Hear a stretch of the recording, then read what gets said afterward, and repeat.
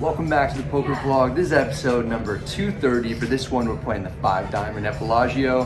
Andrew and I are on the bridge right now of this WPT cruise. Sailing the high seas. Yeah. So this one covers the meetup game and the main events at Bellagio. So hope you enjoy it. Let's go ahead and get started. Oh yeah, we're pulling into Bellagio as the fountains are going off. After 10 years of living in Las Vegas, it still never gets old to me. The WPT 5 Diamond Series is on the home court. It's actually where WPT started 20 years ago. Andrew and I are hosting a big meetup game to kick things off. Believe it or not, it's our first ever meetup game at Bellagio. It's special to be doing it right in the heart of the Strip at the poker center of the universe. I arrived the night before the meetup game to have a little staycation. I tell the front desk that I'm here to host a poker event and make a video to show off the property, so please hook it up with the room that has the best view available. To which they replied, "Absolutely, sir," and then proceeded to set me up with a room overlooking the freeway, a couple of rooftops, and a casino that's regularly rumored to be imploded. It's almost meetup game time. I arrive a little early to scout things out. No one is arriving before they have to today. That's because the start time for the event is listed as 10 a.m. on a Tuesday. Not exactly prime poker hours. I'm sort of worried about how the turnout will be, but it's a bit premature for that. One by one, people show up, including meetup game legend Ben Adler dressed in a suit, this gentleman here named Neil who brings a Welcome to Valuetown street sign that he personally made with the McJiggity's logo on the left side. Well done. I'm excited as we're about to begin. I buy into the 2-5 game for 1,000. That's the special maximum that they're allowing for us today. Usually the max here for 2-5 is 500. The place ultimately gets filled to the absolute brim. It's completely packed, not just with longtime friends and viewers who are in attendance either. A handful of celebrities are making appearances, including Macho Man Randy Savage, Fake Fedor Holtz, Real Steve Aoki, WPT legends Vince Van Patten and Tony Dunst, Joe Ingram, Kevin Hayes, who is handed a randomly scrambled Rubik's Cube so that he can attempt to solve it while beating my all-time best time. He's fast, but is he actually fast enough to put my personal record to shame? The answer is yes, he shatters my best time. In fact, the clock is still running for me to complete my first Rubik's Cube without peeling off any stickers. Nikki Limo is also here, and she couldn't be more enthusiastic. Came to the WPT Meetup event, and I got this card protector, and you can too. Crushed it. Thank you. With all the extra energy of a hometown meetup game, I'm pumped up. We begin the session at 10:13 a.m. Sadly, that energy doesn't manifest into interesting hands for the vlog. 5 hours of almost nothing goes by before we pick up pocket queens in middle position. Under the gun +1 limps in. He's going to have to be punished. I raised a 20. The hijack calls, the button calls, the small blind calls, the big blind calls, and the under the gun +1 limper calls. We're going 100 ways to the flop. It comes Jack 9-4 with 2 spades. Not bad for queens. It's always a little difficult to navigate these situations with lots of opponents though. It's check to us. I don't want to let players see free cards when there are draws out there. If an ace or king comes, we'll get downgraded too. I bet 65. The hijack button and small blind fold. The big blind calls. He recently overcalled a c-bet of mine in a multi-way pot with 3 deuce offsuit on a queen-queen 5 flop in a previous hand, then turned it into a successful bluff on the river to get some Bradley dollars. Under the gun +1 folds. It's down to heads up with someone who's not afraid to take some unorthodox lines. The turn is the 3 of diamonds. It's as blank as it gets. The big blind checks. Just like my mom when she continues to shop at Nordstrom Rack, we're going for more value. I bet 175. If we're up against 2 pair or better, we might have found out on the flop, but we'd certainly get check raised by now if that were the case. We don't get check raised. Instead, the big blind calls. He probably has a jack or a spade draw. We have 2 queens blocking a lot of straight draw combos, making a hand like queen 10 less likely. The river is the deuce of clubs. Some backdoor straights get there, but all the major draws miss. It's one of the best runouts that we could have gotten for our hand without improving. I'm feeling good until we hear... How much is it? 3. I feel like you have some stupid 2-pair hand, but The opponent check calls flop and turn, then lead jams river for 568 total. It's about a pot-sized bet. I feel odd about this, but we've got one of the best hands that we'll ever have, and the guy previously showed a wild bluff for no other reason than to get on the vlog. He traveled all the way from Scotland, so I don't blame him for making the most of his trip. He may be making another move here. I really don't want to get bluffed by him again, particularly in a much larger hand. I mean, I feel like you have a very strange 2-pair hand. I call. Go. Yeah. That's a very strange two-pair hands.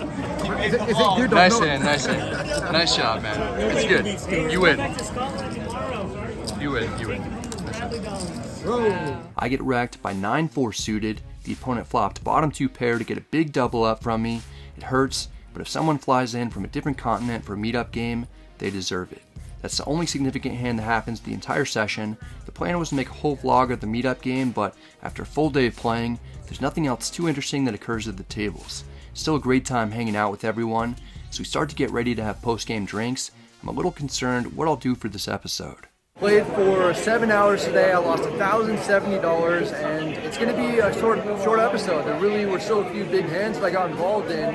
By the time I got my queens cracked, my 9-4 suited, I was almost relieved just to have a big pot occur. So, when that kind of stuff happens, it's unfortunate, and it's unfortunate for me when I decide to film a cash game session and there's not a ton of content to be made from it, but I had a great time. The story for me here today was just like the amazing turnout that we got. I mean, there were just so many people here and I really appreciate everybody showing up. We've been doing meetup games for 5 years now, and this is our first one ever at Bellagio, so it's special. Early on when vlogging was new, we were told that we weren't able to film here, and to now be hosting a huge event and to be doing it as part of the WPT team is something that's very special. I lied to you guys. This won't be a short vlog. Not at all. I come back a few days later to play the 5-Diamond World Poker Classic. It's a $10,400 buy-in. The best of the best come out to play it for a chance to get a 7-figure payout and their name on the Mike Sexton Champions Cup. There's nothing I want more in poker than to make that happen for myself right now. This is not your average poker tournament or even your average WPT Tour Stop main event. This tournament has its own Wikipedia page. The past winners include current and future Poker Hall of Famers. They're excited to take their shots at glory too. I buy in late and I take my seat. We start with 50,000 in chips. Upon sitting down, I see Jesse Sylvia at my table. He's a WPT main event winner and got second in the WSOP main event back in 2012 for over $5 million. He's a great guy that I've become friends with over the last few years. Today, we're battling though. I get off to a bad start. This is the first time that I play poker since the meetup game, and it seems like I'm getting the same cards. Not good when you basically have to continuously run up a stack in order to win a tournament. Maybe things can change as we're dealt pocket 8s in the second to last level of the night. Blinds are 500 to 1,000, my stack is down to 30,700, I raise a 2,000 from under the gun. The button calls, he's played like a reckless maniac, wildly running his stack up and down. Right now it's on the downward trend. We're heads up, the flop comes Ace-9-8 with 2 diamonds, we flop bottom set at the right time versus the right player. We're not slow playing this, I bet 3,700. It's all the hundreds and 1K chips that I have. I only have 5 5K chips behind. The button responds to my bet with a raise to 13,000. The adrenaline kicks in. There's very little chance that we're beat, especially when we consider how the opponent has been playing throughout the day. I contemplate just flatting to give the button a chance to bluff turn if he has complete air. I don't have much in my stack, and I figure if I jam, I'll get called by nearly every draw or pair anyway. I announce that I'm all in for 28,700 total. The button is clearly annoyed with my decision. Ultimately, he makes the call. We turn over our set.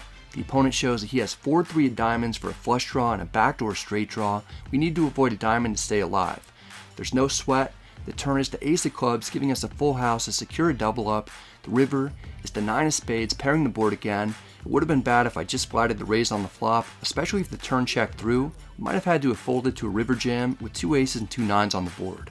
Instead, we get above starting stack for the first time today. We needed something like that to happen. We keep the momentum going the last level of play to get up to 68,000. It's not much more than we started with, but it feels like piles compared to what I was working with for most of the day. I'm happy to survive, bag, and to make day 2. Here's a look at the top 10 stacks. There are quite a few notable names, and it's awesome to see fellow poker vloggers crush day 1.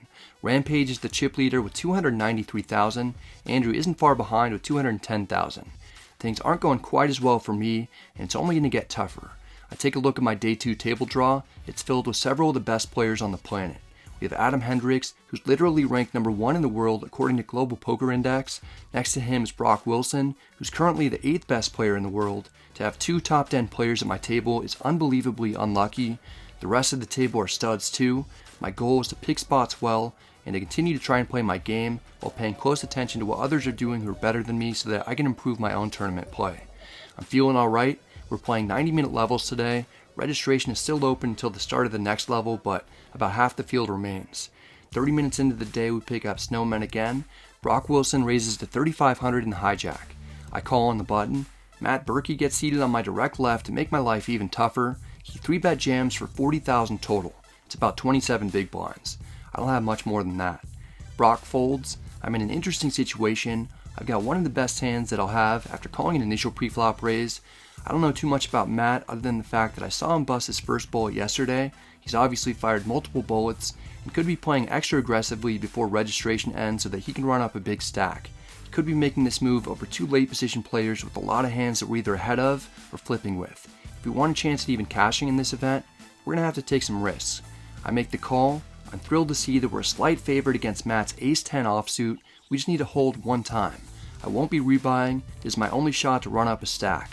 The flop comes King-Queen-7 rainbow. We're still ahead, but just barely. Matt can hit any ace, 10, or jack to win. The turn is the 8 of spades, giving us a set and a commanding lead as a 91% favorite. The river is the 5 of hearts. We win a huge pot that gets our stack up over the 100K mark. Matt is gracious in his departure. Hello, guys. All right, see you, Matt. I'm as happy as I could be to not only take down the pot, but also knock out a top-level player on my left, so I don't have to deal with him putting me in difficult spots the rest of the day like I know he would have if I had folded to his jam. We've got a little bit of breathing room as well. I don't feel like every pot that I enter will potentially be my last. 20 minutes later, we pick up pocket kings onto the gun +1. I raise to 3,500. The cutoff 3-bets 10,500. He has 48,000 total. In somewhat similar situations, I've seen that we're actually supposed to flat with monster hands like pocket kings when effective stack sizes start to shrink. If we go to the pre-flop chart for Upswing's Winning Poker Tournaments course that I have a link to below in the description box, we see that under the 30 big blind effective category, if I raise and get 3-bet by the cutoff, we're actually not supposed to play trappy at all with pocket kings. We're just supposed to rip it in. Damn. Well, we're not too far off with that thought. We see that we're supposed to flat with pocket aces the majority of the time. I've also been a wild rebel my whole life anyway. I don't care what these pre-flop charts say. I flat. Unlike me for most of high school, the trap has been laid. We're heads up out of position. The flop comes 10-8-6 rainbow. Not bad. We've got an overpair to the board. I check. The cutoff makes a slight down bet to 10,000. He only has another 27,500 behind. Sure, he could have pocket aces, maybe even pocket tens. If not, we should have him beat. I check raise jam for 37,500 effective. If the opponent calls, he'll be at risk. If we lose, we'll at least have what we started the day with. There's no quick decision from the opponent. He goes deep into the tank. Does he really want to risk his tournament life in this spot? Yes, he does. He calls. We turn over the kings. The cutoff shows that he has pocket queens. We're a huge favorite. I'm not able to get the camera set up too quickly. The turn is the 3 of hearts, getting us one step closer to our second knockout. The river is the 10 of spades. It's a big cooler that goes our direction. We came into the day with a shorter stack and needed things to go well for us. Luckily, we caught fire when we needed to. We've got over 3 times starting stack, which is great for this point in the tournament, but we still have tons of work to do in order to even make the money. In the meantime, all of Twitter is talking about the hand that we just won. Actually, it's just the guy that we beat, but still, pretty cool that it's getting tweeted about. Registration ends. There are 569 total entrants with 208 players remaining. 72 get paid with over $1 million for first place. Let's be honest, even a min cash at 19,000 would be pretty great. I may have used up all the run good.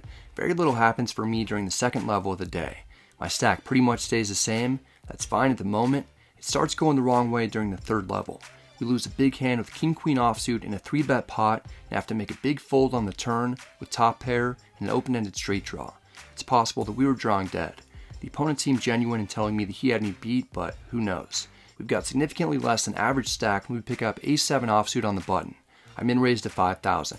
The small blind is a recreational player. He just lost half of his stack after getting an all-in pre-flop with ace-king offsuit and losing to king-jack offsuit. That was a bizarre hand that understandably appeared to have put the small blind on tilt. I I told myself before even looking at my cards that the small blind would likely be 3-bet shoving light if I raise. The small blind indeed 3-bet shoves for 45,000, it's 18 big blinds. I'd fold under more normal circumstances, but the opponent looks like he wouldn't mind being anywhere else other than here at the moment. I try to do him a favor by calling light to potentially send him on his way. Looks like my read is at least somewhat correct. The small blind has king queen of diamonds. We have a slight lead as the flop comes 4-3 deuce all spades. No one has the flush draw. The turn is a 7 of spades. It's a bad card for us because even though we hit a pair, the small blind can hit any spade to chop, and he still had to hit a king or queen to win outright anyway. The river is the 5 of hearts, giving us the low end of the straight to send our third victim to the tournament cemetery. That pumps some life back into me after I had to fold the king-queen offsuit hand. We're putting on a clinic. In the corner of my eye, I see Adam Hendricks and Brock Wilson with their pencils out, furiously taking notes to improve their own games. Shortly after, our tables break, then I get seated at the same table as Daniel Negreanu for the first time in my life. I once went up and said hi to him during the World Series in 2017. It was before the vlog had gained much traction. He wasn't aware of who I was, but was still happy to take a break from the tournament that he was playing to take a quick photo with me and several others who were hanging around his rail. Since then, I've spent some time with him at different events. This is special for me to be competing at the same table as him though. He's not just a legend for what he's accomplished as a player, he's been the best ambassador poker's ever had, and that's about the best compliment that I can give anyone in the industry. Unfortunately, neither of us would do too well at the table together. After Negreanu raises from early position, I call in the hijack with pocket eights. David Pollock makes a small 3-bet on the button to 18,000. Negreanu folds, I call for 12,000 more. The flop comes 6-4 deuce rainbow, we both check. I figure we're up against ace king or ace queen after David checks back. The turn is another 6, that's a decent card for us. I bet 15,000 to potentially get calls from ace high hands. The button matches the bet. The river is another 4. The sense I have is that we're best, so I bet 35,000 for value. The button tanks to consider raising. Instead, he calls with pocket kings. His check back on the flop tripped me up. It's an unfortunate situation, leaves me with 78,000. It's only about 30 big blinds. Perhaps I lost the minimum there though. Soon after, Negreanu gets unlucky after getting it in pre-flop with pocket kings and losing to ace-10 offsuit. Poker's most elite players are dropping like flies all around me. They're literally at every table in this event. I'm just trying to stay afloat. Unfortunately, we don't have the luxury of being patient. We pick out 5-3 suited in the big blind at another new table. It's my first hand here. Under the gun +1 raises to 6,000. We've only got about 24 big blinds total. We 3-bet rip it. We've got to take some chances if we're going to win every chip in this room.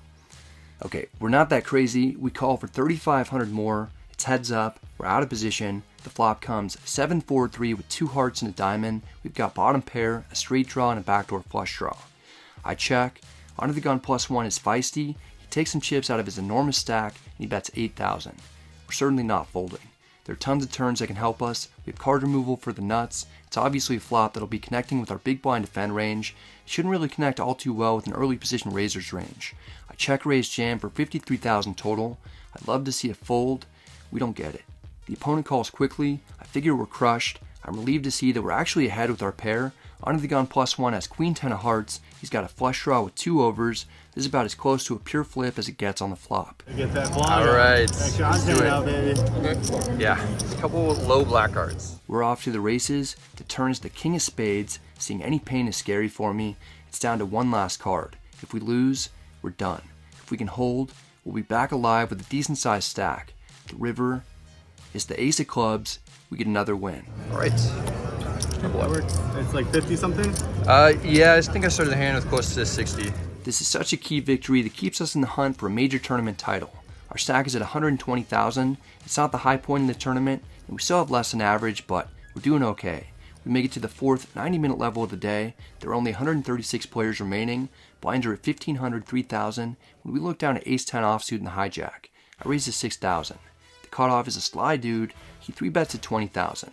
He actually just lost half his stack with pocket kings losing to ace-king offsuit after they got it all in pre-flop. This feels like it could be a tilt 3-bet.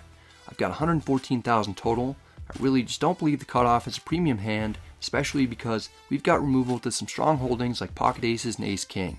Going with my gut worked out earlier in the ace 7 all in.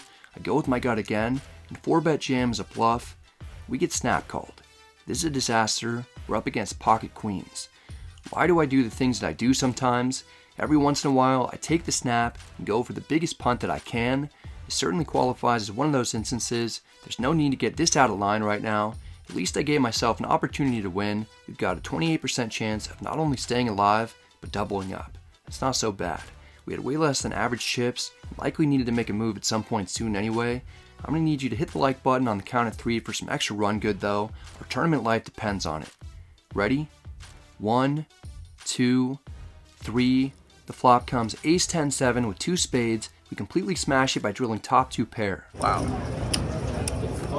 The turn is the 5 of hearts. We've all but wrapped this one up. Still, we can never celebrate early. The river is the 3 of spades. We get a gigantic double up to have nearly 5 times starting stack. For the first time in the tournament, I'm thinking that we could really make a run at this. I'm ecstatic, but say nothing. The cutoff is understandably feeling perplexed by my odd play. It's in disbelief at his luck. Fucking game. It's tense at the table as we get a count of my chips. These events are extremely stressful and tiring. Fatigue set in, causing me to play bad. Sometimes all it takes is one wrong move to end an otherwise decent chance of doing well in a tournament. Fortunately for us this time, we get bailed out. The cutoff isn't feeling so fortunate. He gets unlucky 2 times in a relatively quick period. He goes from having one of the largest stacks in the tournament to being potentially 1 or 2 hands away from busting. Going from being on top of the chip count list to being on the brink of getting knocked out has happened to me before. It can happen again right now. But it doesn't. We keep chipping up, our stack continues to climb. In the last level of the night, the player whose queens that we just cracked raises to 8,000 from under the gun. We're in the big blind with Jack 9 of diamonds. We call. The flop comes Queen 10 full rainbow. We've got an open ender and a backdoor flush draw. I check. Under the gun down bets at 7,000. No need for us to go crazy while we're getting a good price. We call. The turn is the king of diamonds, giving us a straight with a flush redraw. I check. Under the gun increases his betting amount to 22,000. It's time for us to start building this pot. I raise to 70,000. The opponent doesn't seem too worried. He calls. He probably has a monster hand or a monster draw. The river is the 3 of hearts. We still have the second best possible hand. We're in a huge pot. The opponent has 115,000 left. I jam. If he has ace jack for the better straight, he deserves to win. Right away, it becomes clear that he doesn't. He goes into the tank. Eventually, he folds king queen offsuit face up and says, "There's no way I'm ever bluffing in this spot." He's right. He's had a rough day. I show him that he made an incredible laydown. Even though it hurts me that he owned my soul like that, I still like him anyway. Good fold. Normally I wouldn't show that, but... Our stack is quickly going in the right direction. As crazy as the last few hands have been, we play one that's even more unbelievable. First, remember when we looked at previous 5 diamond winners? Well, the name Ryan Tosick appeared on there. He finished runner-up in 2016 for $1.1 million. He got moved to my current table. Getting second in this event is pretty incredible, but the very next year, he finished first for almost $2 million. He's someone who knows how to run deep, not someone you ordinarily want to tangle with. Sometimes, it's just unavoidable. I opened to 8,000 from the cutoff with ace-queen offsuit. Ryan 3-bets from the small blind to 28,000. We're playing about 60 big blinds effective. We'll go back to the upswing chart. Under similar conditions, when we're getting 3-bet by the small blind, it actually says that we should 4-bet shove about half the time with ace-queen offsuit when the hand starts with 50 big blinds effective. Ryan and I have slightly more than that. A jam for 60 big blinds feels like too much. I really don't know where I'm at, but I don't want Ryan to regularly be 3-betting my raises. I 4-bet to 65,000 to deter that kind of behavior in the future. This should fold out a lot of his hands to have equity, including maybe even some pocket pairs that are currently ahead. If he 5-bet jams, I'll just fold. Turns out, the 4-bet will get folds from nearly all of his pocket pairs as he lays down kings face up while telling me that I can put it on the vlog. I show ace-queen offsuit, don't have time to get the camera out as it all happens quickly, but it's completely wild that we get that one to go our way. Obviously, making those kinds of reads has helped him in the past, so who am I to judge someone else who has $5 million in live earnings, tons of important final tables under his belt, a gold bracelet, and a WPT title? I'm just some vlogger with ace-king offsuit, raising to 8K in middle position during the last level of day 2. The player on my left is the dude who we beat with ace-10 offsuit, and then with jack 9 of diamonds. He's been playing great against me. He's short, and he 3-bet jams from the hijack for 69,000. We're not going anywhere for that price. We call. The opponent shows ace-queen suited. He's in bad shape. I've been running absurdly good in all-in so far this tournament, so I actually wouldn't mind getting a bad beat out of the way for a smaller pot against someone who's been down on his luck. You deserve it, man. I'm rooting for the hijack. Maybe he can get something like top pair, and we won't even make a pair. That's exactly what happens as the flop comes Queen Jack 10 with 2 clubs, we flop a straight and have the opponent drawing dead to run a runner full house. Wow. GG, man. See you, man. Sick. Stretch. Yep. Our stack gets to 456,000. It's 9 times starting stack. The day finally ends. It's a tumultuous one. We were on the verge of death a few times, then pulled some Harry Houdini moves to escape with our tournament lives. We bagged one of the largest stacks in the field. Regardless of what happens on day 3, this has been an incredible experience. I got to play with so many people who I look up to and respect in the game, including Ryan Tosick, who despite making an incorrect laydown of kings against me earlier, is nice enough to go over his thought process for you guys after also bagging. When I looked at him, he had a hand earlier, and this is our first time playing, so I can only go by what I've seen, and it was the feeling and everything that came about happened differently than when he was 4-bet bluffing with ace-10. Oh yeah. So that's all I can go by. I forgot that you were there for that, everything yeah. was a little, my spidey sense was going off, and I felt like he felt like he had the best hand, and it's not often that someone 4-bet bluffs this sizing. So I looked at him and I thought, he has to fucking have it. And I showed him the kings to extra tilt him when he showed me the aces. So he flipped over the ace, and I was like, yep, good fold, Ryan. And then flipped over the queen as well. I mean, I wasn't trying to purposefully do one at a time or anything. But yeah, man. But, so you just gotta trust your read, and that's how you find your success. Because if you're just going by what people tell you to do, we're all just gonna break even, right? yeah, I mean, obviously your reads have worked out for you in the past, big time, and I imagine you're gonna continue going with them now. Yeah, it was a pleasure playing with you. Yeah, man, it was Watch great out for playing with this you. man. He's a dangerous poker player. That's for sure. Dude, thanks so much for talking about this hand on the blog. I'm sure people are really going to appreciate that. I'm going into day 3 with 430,000. Blinds are going to be 2,500, 5K. Is that right? Yeah. How much you have? I have 194. All right, man. Well, good Start luck. with 130, so not too bad. All right, man. Hopefully, I'll see you at the final Good table. luck. Hopefully. It's hard to sleep when you're right on the cusp of a 5-figure payday, but you're not quite there. 95 players remain out of the 569 entries, 72 make the money. First place is over $1 million, but if we get 10th or better, we'll get our first 6-figure cash. We've been getting close lately with 3 deep tournament runs that have got us 20k scores. I'm ready to crack through that ceiling. This is perhaps the best opportunity that I've had since I'm coming in with a stack large enough to do some damage, and I'm not alone. Andrew enters day 3, 17th in chips. I'm right behind him in 19th. Not far behind me is Ethan in 27th. Just a bit beyond that is my poker coach, Nick Petrangelo, in 32nd. There are actually still tons of big names left in the field, with lots of guys who have won WPT main events in the past. It's amazing to be among so many great players. It's even crazier when you look at how many great players and past champions have already been eliminated. About half the players in the field were complete poker superstars, and that's part of what makes this event so prestigious. I take a glance at my day 3 table. It's another walk in the park with the second biggest stack in the tournament on my right, and nearly every one of the opponents having 7 figures in live earnings. Well, I started the year with about 20,000 on my Hendon mob and just crossed the 6-figure mark within the last few weeks. I've been playing against the best in the world all tournament, and I more than held my own. I may be getting some of the same video shots that I've gotten dozens of times before as I make my way to the poker room, but today has a different feel to it. These guys I've been playing against, they've all had their days and their tournaments in the past. Today is going to be mine. I'm pumped up and I'm ready to play my best. If I can get a little more run good, there's no reason why we can't get our name on that cup. We've outlasted 474 players. We can outlast 94 more. We're on our home turf and make it to the table that we played at tons of previous times to find our bag of chips. Shot clocks and time plaques have been introduced today to avoid unnecessary tanking. I wish our friends luck. The fact that all 3 of us have made it this far is pretty incredible. Hopefully we can at least make the money and possibly go way beyond that. We're playing 90-minute levels again today, and they're incredibly grueling. After the first hour and 20 minutes, only 15 players get knocked out. About 30 more minutes go by, and 6 additional players get eliminated. We're 2 away from the money when Emma Zajmovic comes out of Bobby's room to poke her head into the camera. How you doing? Good. Playing the 100-100. Is that what it is today? Nice. Are you in the money yet? Must be nice to be all relaxed and carefree, bouncing around and laughing. Meanwhile, I'm over here about to have a hernia while playing hand for hand. It's taken forever. Emma's battling it out in the 100-100 no limit game. I played in it once before and made a video about it.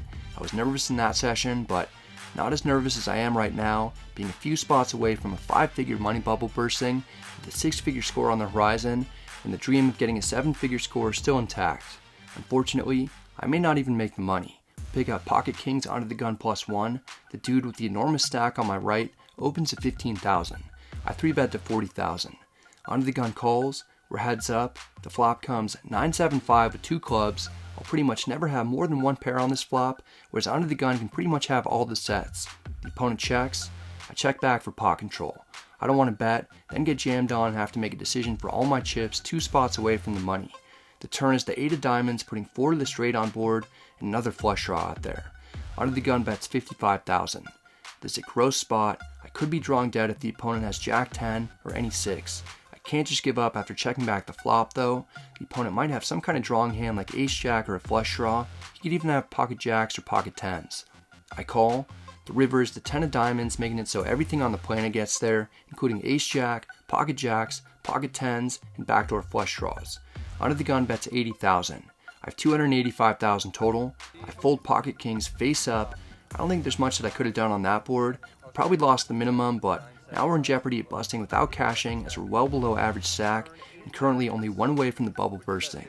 Thankfully, a hand goes our way, so we move further from the danger zone. A few minutes later, I hear that there's an all-in and a call at Andrew's table. Brian Rass is the player at risk with pocket jiggities against pocket aces. All the cameras in the room are rolling. If aces hold, we're guaranteed a minimum of $19,000. The flop comes Ace-9-3 rainbow. There's virtually no drama as Rass is drawing dead to runner quads. The turn is the 6 of spades. 72 players are excited. 1 player isn't. The river is the 3 of spades pairing the board. Step 1 is complete in making the money. I'm glad that it's over with. After that, plenty of the shorter stacks die off quickly before the level ends. Made the second break of the day, man. That was just super grueling. Doing the money bubble. Well, we made a pay jump. There's, I think, 62 or 63 players left. Guaranteed 20,500 right now. Got a decent stack. Coming back with around 35 to 40 big blinds, and I'm liking my table setup. Got a couple shorter stacks on my left, and then the big stacks on my right. So that's, you know, how I prefer it to be, and you know, maybe we can make a big run at this thing. After struggling to get anything going all day, we pick up pocket aces in the cutoff. The hijack raises to 16,000. I 3-bet to 40,000. The big blind puts in the cold 4-bet to 120,000. I can't believe what's happening. I started the hand with about 325,000. The hijack folds. I'm not going to try and trap or do anything fancy. I 5-bet jam. The big blind has me covered. His name is Pete Chen. Like so many others in the field, he's a bracelet winner and a WPT main event champion. He's in disbelief, but he makes the call. The cards are turned over. We're up against Ace King of Hearts. Every scenario is pretty good for us when we get it in with aces, but this one is about as good as it gets. We've got roughly an 88% chance of getting a double up to have one of the biggest stacks in one of the biggest tournaments of the year. We just need to avoid the opponent making trip kings or better. Aces versus Ace King. Feeling pretty good about this. One heart, yeah. And I got it. Oh, God. One heart, I was scared. The flop comes King 4 Deuce Rainbow. The opponent flops a pair and a backdoor flush draw, but we still have him dominated with an 86% chance of winning. I'm not sweating too much yet. I really just don't want to see a heart. Oh! Nice hand, man. Said you were feeling good. Pete drills trip kings on us in a pot for nearly 700,000. It's a devastating way to have our dreams of becoming a WPT champion, getting a score of at least 6 figures crushed with the flip of a turn card. We make a couple of pay jumps to again pick up my new biggest tournament payout. It's for $22,400. It's only $500 more than my previous all-time high. I'm getting on the board and running great on day 2s, but can't seem to get things to come together on a day 3. For the 4th time in a 2-month span, I get about a $20,000 tournament cash. Someday that'll change. I'll get a major tournament title, and I'll get a much bigger payout. Someday. Okay? Thank you very much. 10, 21, 22. Perfect. Have a good day. And Thanks, thank you you. too. Sorry for the wait, baby. That's okay. Thank you. You're welcome. Busted the main event in 54th. $10,400 buy-in. By far the toughest field that I've just ever played, man. There were just so many big name, superstar players in there. So I have mixed emotions on the run, you know. Brutal way to go out, but I feel like I played my best, and there were other points where I could have gotten knocked out, where I was either flipping in that one situation on day 2 where I got it in with ace-10 offsuit versus pocket queens, and I sucked out. So, you know, pretty, you know, happy to make the money when you think about it in that regard, but then just to once again make it that far and then just be relatively close to another big 6-figure payout and another shot at this trophy is brutal. So Andrew's still in there. I'll be wishing him luck, and I'll be sweating his tournament run.